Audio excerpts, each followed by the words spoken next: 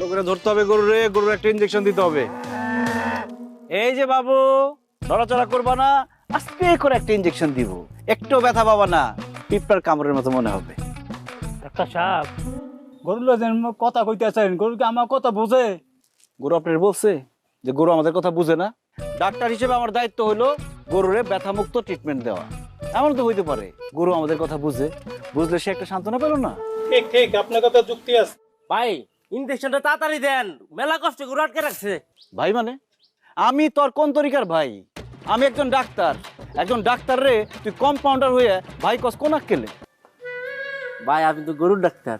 গরু ডাক্তার হলে কি হচ্ছে? আমি তো একজন ডাক্তার নাকি? ঠিক ঠিক, আপনার কথা যুক্তি আছে।